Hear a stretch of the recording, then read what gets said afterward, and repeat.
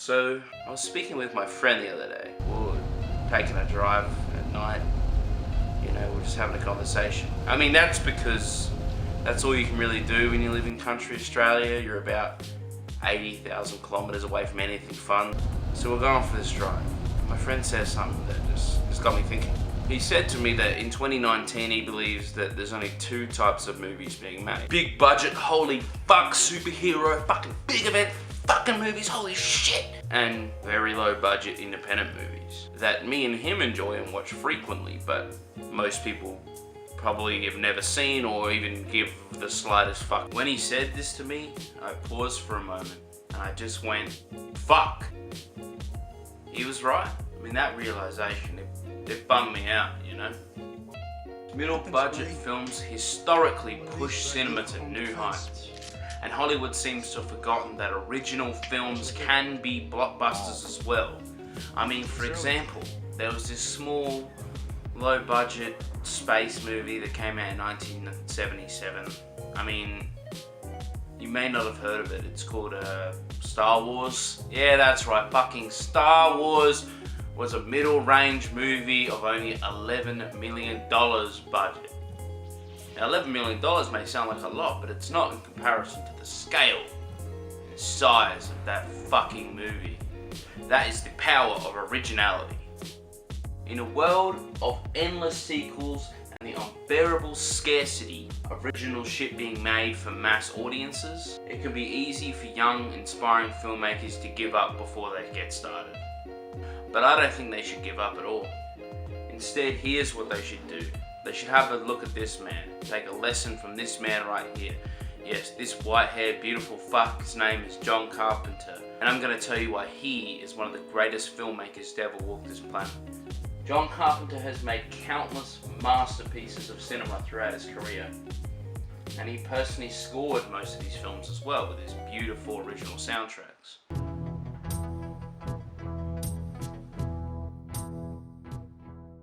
But what makes this almost even cooler is that most of his most important cinematic achievements were made independently, with no major studio support. John came to film with a simple and undying premise. That limitations didn't make film worse, in fact it gave a further opportunity to tackle every scene more creatively. One of the first and many examples of this was in his original feature film, Assault on Precinct 13.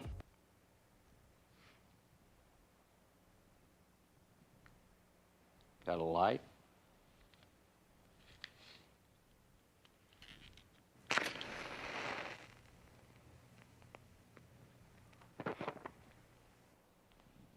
Let me give you a super quick, non-substantive recap. Assault's story starts with Austin Stoker, a young black police officer who has been given the boring job of keeping post of a soon-to-be abandoned police station so he can deal with any stragglers that accidentally come to the station. Seemed like a boring night. Little did he know it was going to be the complete opposite of that. Later that day, a police van shows up carrying prisoners that were intended to be moved to another prison. However, the police van stops at the police station and demands to put the prisoners inside the police station cells because one of the prisoners is very, very sick.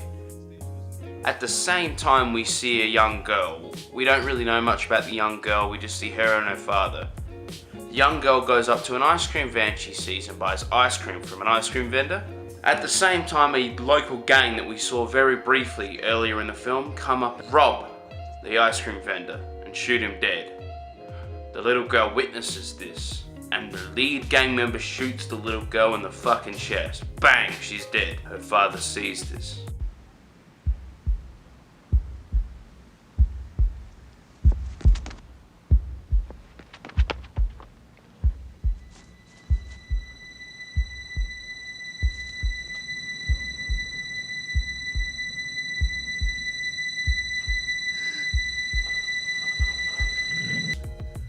See his psyche snap. The father gets in his car and chases down the gang with all of his energy.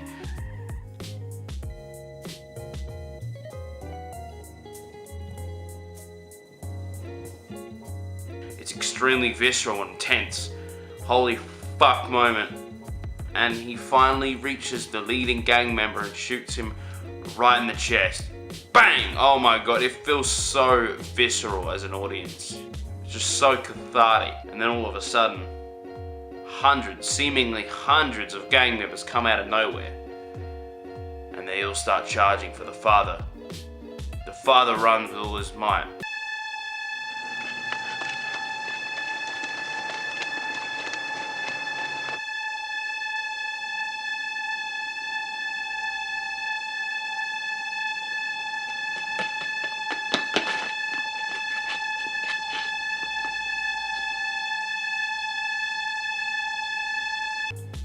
And he manages to stumble into the same police station that Austin Stoker is looking after. From then on, I don't want to spoil the movie any further, but I'm just going to say it's one of the most tense Mexican standoff siege movies you're ever going to see in your life. It's extremely well made and extremely tense. A few years prior to beginning production on this film, John and his friends made a student film called Dark Star. For a student film, it kind of blew up and a local investor saw it. He offered John $100,000 to begin production on his own movie. John wrote Assault and The Way They Were. Assault on Precinct 13 is phenomenal. It feels so huge, so large, so epic. It's hard to believe it's made for less than $1 million, but it was. And I'm going to tell you the exact tricks that they used to make that possible.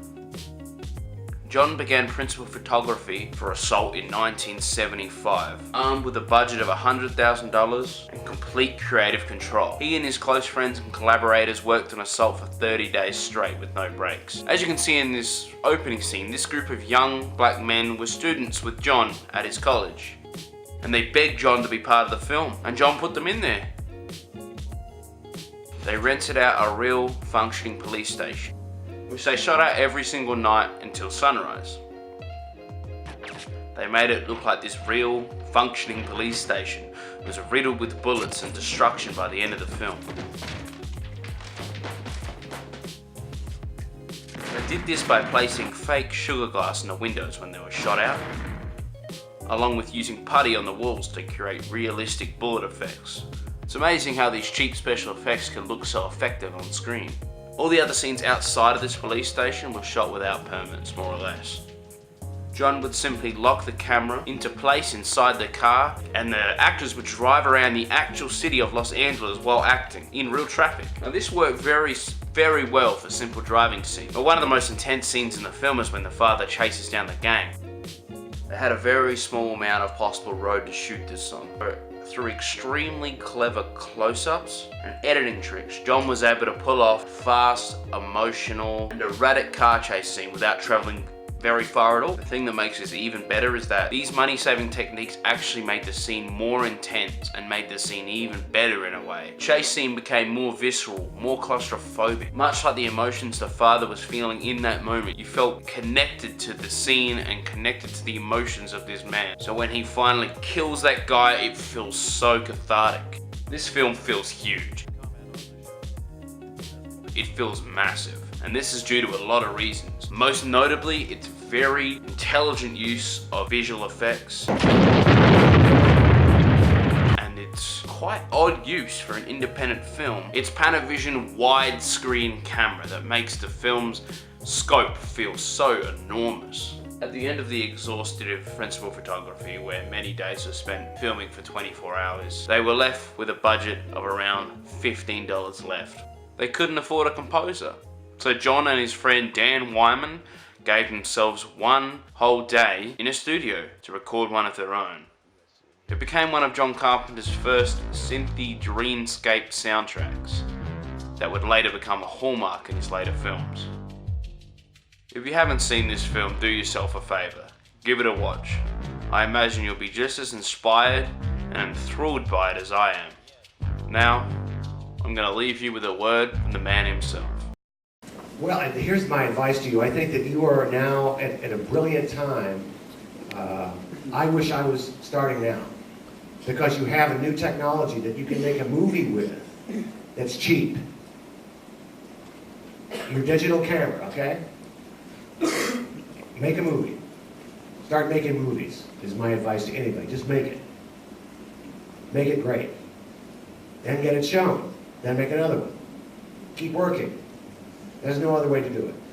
Unless you write your way in the movie business, or unless you become an actor, and you want to be a director, direct.